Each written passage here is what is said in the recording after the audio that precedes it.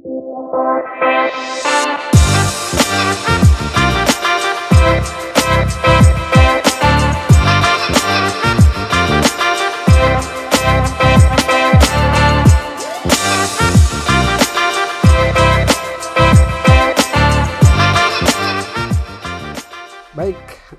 selamat datang Windy di acara kita ya, bincang-bincang ya di podcast Sobin ya, Sobat Binawan. Baik, kita langsung aja ya, saya pikir ya. Pertama tentunya saya ucapkan terima kasih ya atas kehadirannya di program kita.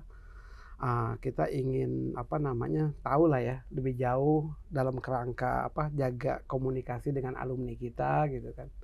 Mungkin Windy bisa infokan kita dulu ya, Sobin Podcast ya. Sobat Binawan ya.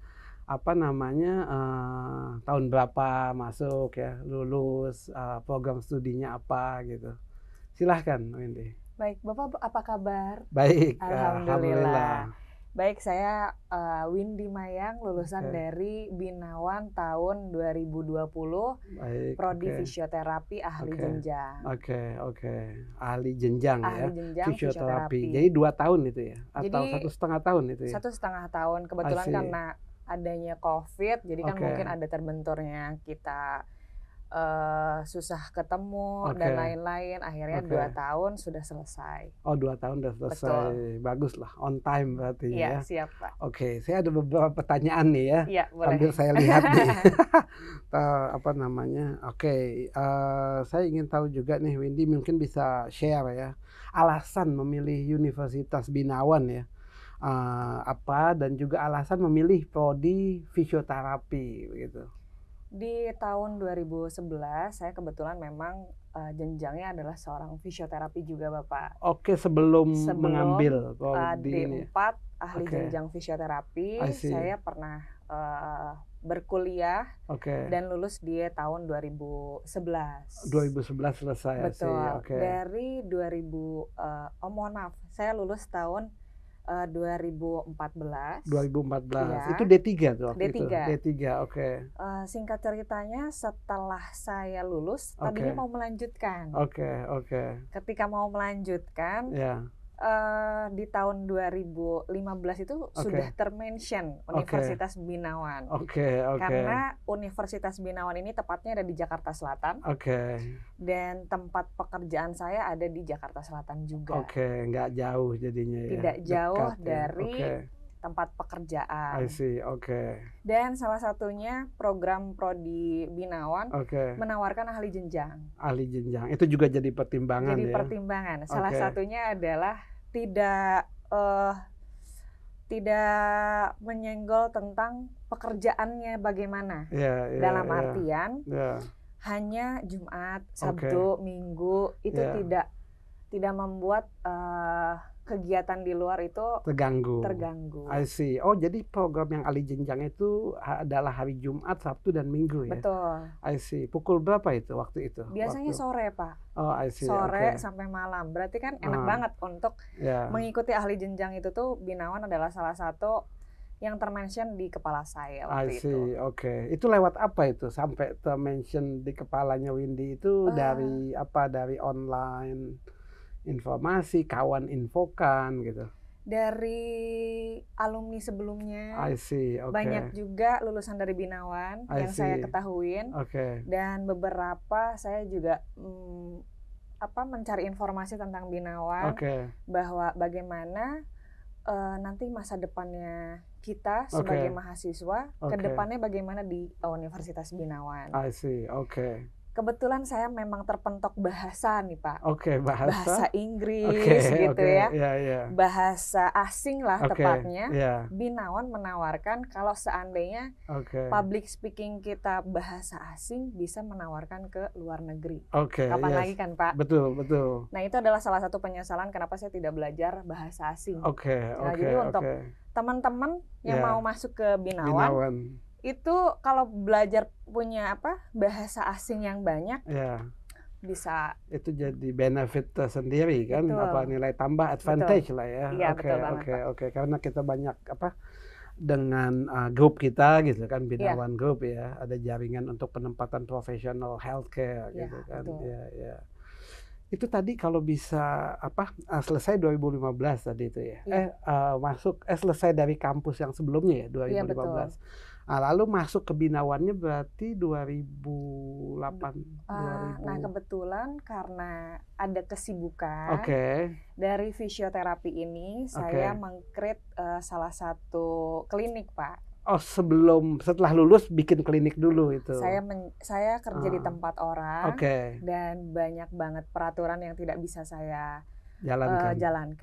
Akhirnya saya pending dulu untuk ahli jenjang ini. I see.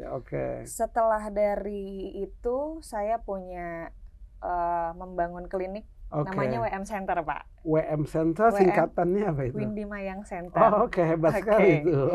Di situ mungkin karena ada program regulasi harus bagaimana caranya yang memiliki klinik harus memiliki syarat-syarat tertentu. I see. Dari D4 kemudian nanti jenjangnya adalah S1 profesi. Di klinik itu ya. Itu fokusnya di fisioterapi. Betul. Ya? I see.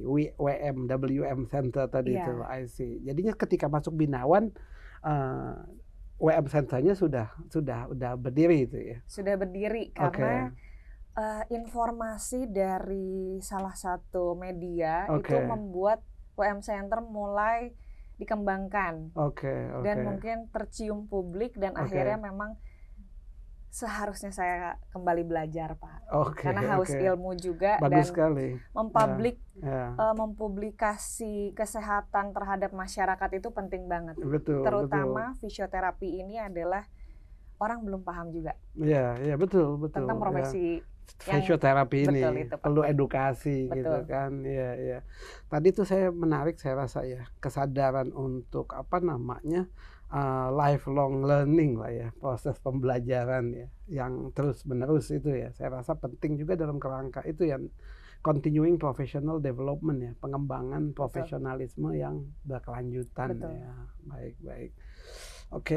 Windy, mungkin bisa juga infokan saya ya, nah ini mungkin dari pengalaman Windy ya, kenapa mungkin sama calon-calon mahasiswa ya, adik-adik yang masih sekolah ya, atau mungkin juga para profesional yang mau melanjutkan studi, misalnya kenapa University Binawan ya, Binawan Universitas ini bisa dipertimbangkan sebagai salah satu pilihan lah ya, the University of Choice bagi mereka yang sedang mencari universitas gitu. Baik.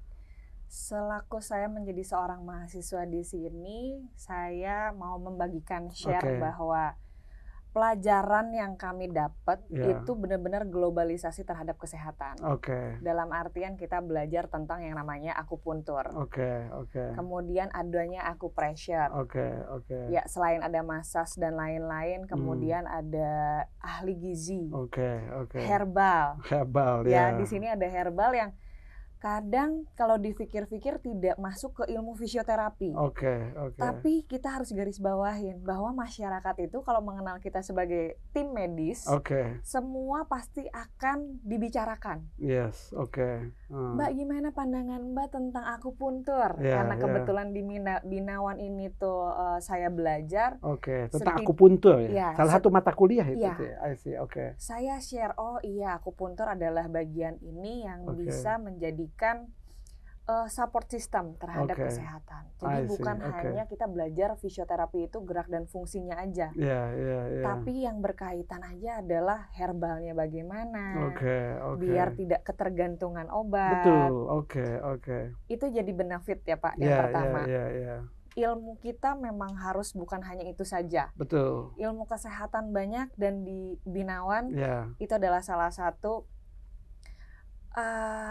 ciri khas yang memang nggak banyak universitas yang lain yang mempelajari tersebut. I see. Itu salah satu ini juga lah ya, nilai tambah lah ya. Betul, karena ada pasien yang menanyakan seperti ini, Mbak, katanya kalau misalkan punya anak yang kebutuhan khusus, tidak boleh memakan banyak gula, karbohidrat dan protein. Saya sebagai fisioterapi yang hanya anatomi, kemudian biomekanik, ditanya itu asalnya tidak paham, Pak. Setelah tahu gimana caranya bisa masuk hal gizi ataupun herbal yang kita pelajarin, itu kita bisa ngobrol ke pasien. Lebih jauh lagi ya. Betul. Kepada pasien. Jadi banyak banget benefitnya. I see. Tadi disebutkan tentang herbal ya. Iya. Indonesia ini kan saya pernah baca ya, itu banyak sekali ya inian ya herbal tumbuhan-tumbuhan ya yang punya potensi pengobatan ya di Indonesia ini. Betul. Kalau Mayang sendiri melihat ya pengobatan herbal ini sejauh ini di kita ini sendiri apakah sudah optimum atau justru masih tertinggal ya dan perlu dikembangkan lebih jauh? Kalau menurut pandangan saya, yang berbicara ataupun dosen yang bersangkutan adalah seorang dokter, Pak. Bukan habib, bukan tabib yang ujuk-ujuk baca, fungsi manfaat kunyit, gitu kan. Ini disampaikan oleh dokternya sendiri. Dokter itu kan memiliki jenjang pendidikannya yang sangat lama. Dan mereka memiliki evidence tersendiri. Evidence based medicine juga disebutkan. Betul. Nah, kalau seandainya pun publik ini belum teredukasi, menurut saya herbal di Indonesia lebih tinggi dibanding ibaratnya kita harus beli obat-obatan yang terlarang. I see.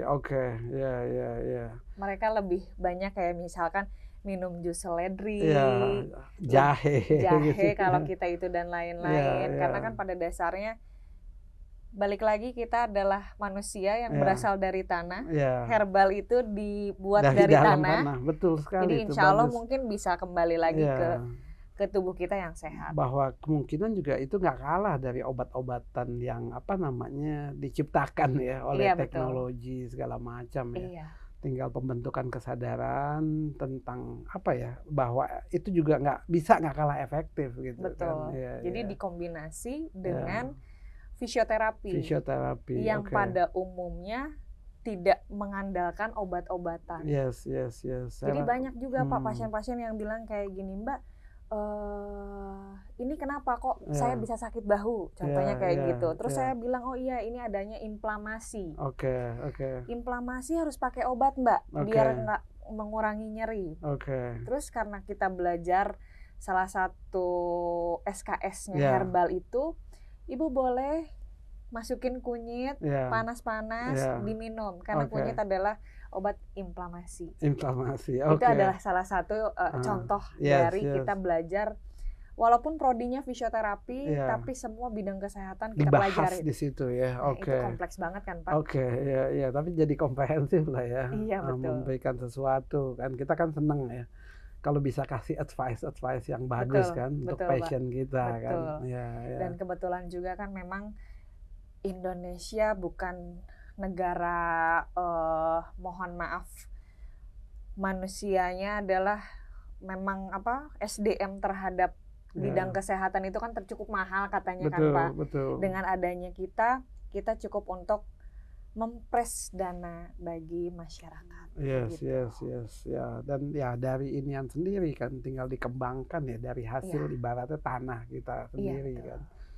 Menarik saya rasa itu. Memang ke depan nih herbal ini kan bisa menjadi satu alternatif lah. Ibaratnya itu kan obat kadang-kadang dokter sendiri suka advice gitu ya. Iya, betul. Kalau nggak perlu betul gitu kan.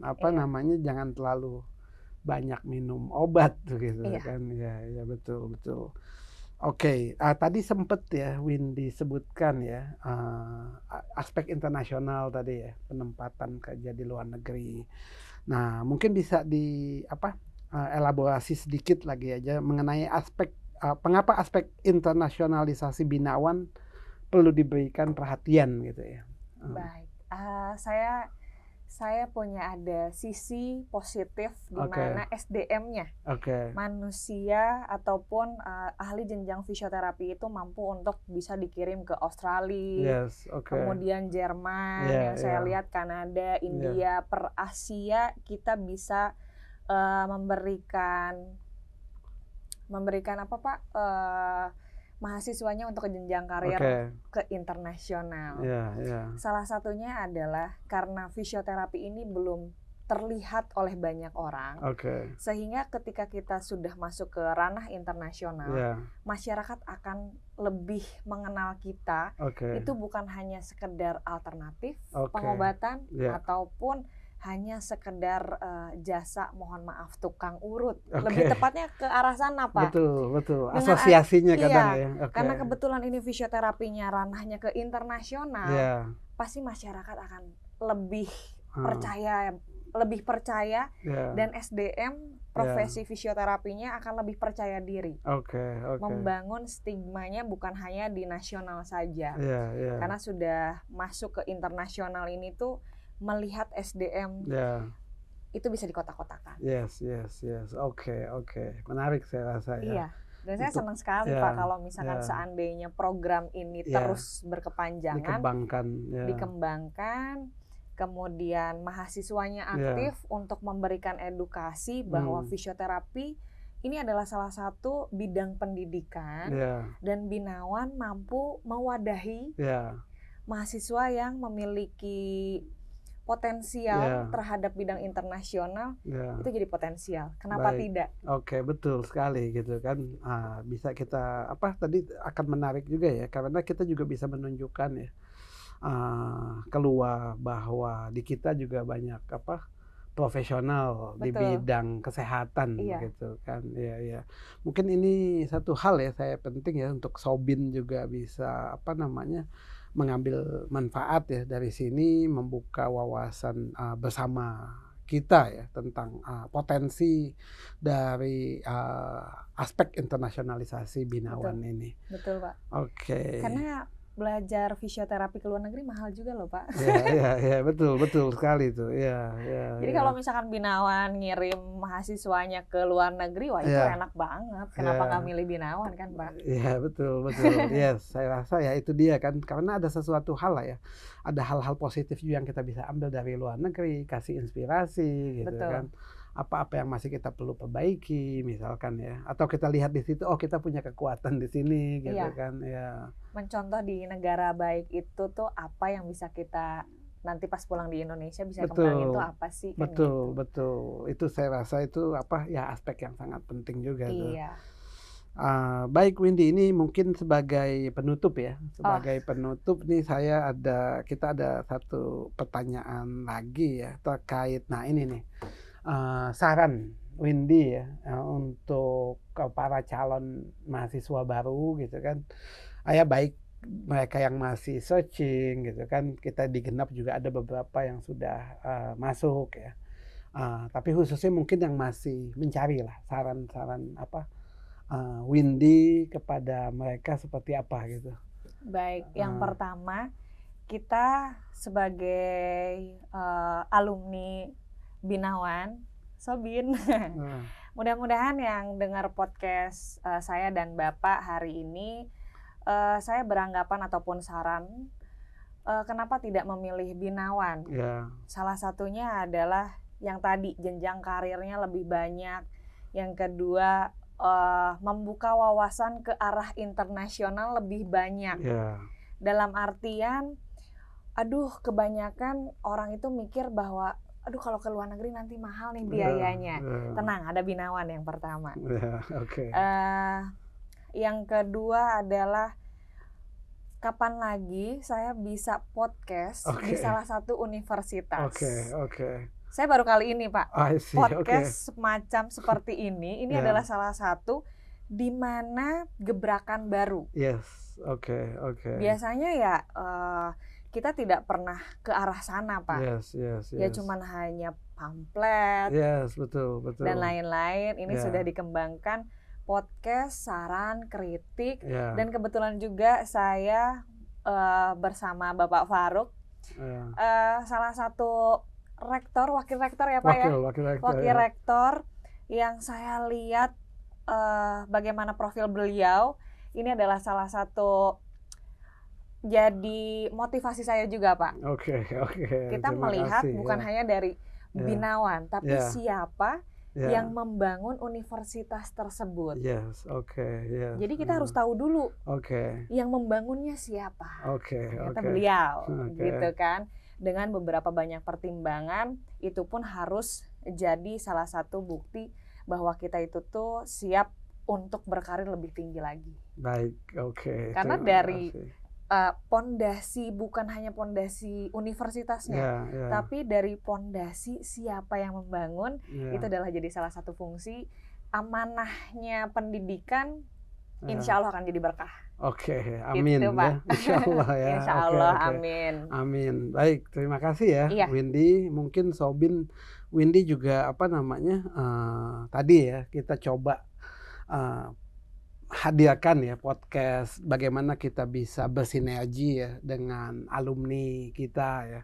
Dan Windy ini tentunya adalah salah satu ya, karena banyak kan alumni ya yang kita undang ya nggak tertutup kemungkinan yang lain gitu kan, tetapi ini adalah salah satu yang shortlist ibaratnya gitu kan, dan kita harapkan ya kita dorong juga Sobin ya bisa kita sama-sama membangun prestasi lah ya, bersinergi membangun prestasi bersama antara universitas dan para mahasiswanya. Betul. Mungkin demikian dari saya ya. Baik Bapak, terima kasih sudah berbincang. Saya sudah duduk di sini. Alhamdulillah bisa ngobrol-ngobrol dan memberikan saran terhadap teman-teman yang akan masuk ke sini. Baik, terima kasih. Terima kasih ya para Sobin juga yang telah menyaksikan ya acara kita ini. Sampai jumpa insya Allah di acara-acara kita berikutnya. Terima kasih.